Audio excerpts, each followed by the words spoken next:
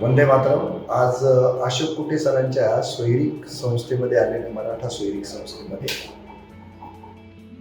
एकल महिलांसाठीची इथे पुनर्विवाहाची सोय असण्याबरोबरच सर्वच अविवाहित मुलं मुली यांची सोयरीक जुळवण्याचं हे एक केंद्र आहे. आणि याच्यामध्ये आहे ना, सेवाभाव खूप मोठ्या प्रमाणावर आहे. मुलांचे मुलींचे लग्न होऊन त्यांचा संसार सुखाचा सुरू राहावा किंवा सुरू व्हावा म्हणून सुरू झालेली ही संस्था.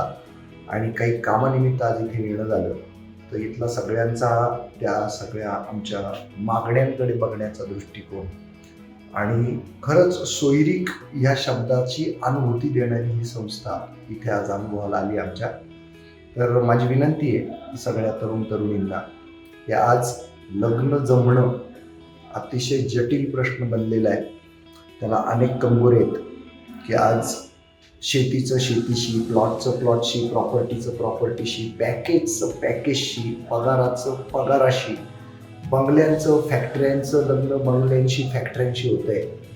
पदाचं लग्न पदाशी होतंय, म्हणजे डॉक्टरचं डॉक्टरशी, आर्किटेक्टचं आर्किटेक्टशी, IASचं IASशी.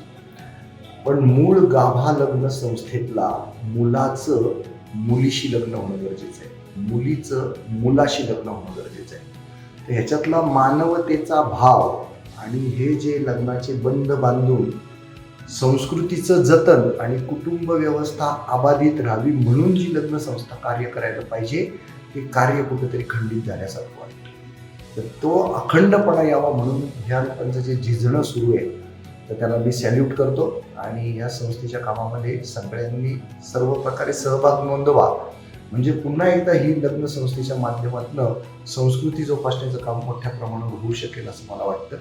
तर या निमित्तानं मी ह्या संस्थेला खूप खूप शुभेच्छा देतो. आम्ही सगळेजण तुमच्या या रचनात्मक आणि ऊर्जात्मक आणि संस्थात्मक कार्यासाठी आम्ही सगळे तुमच्या सोबत आहोत. वंदे मातरम.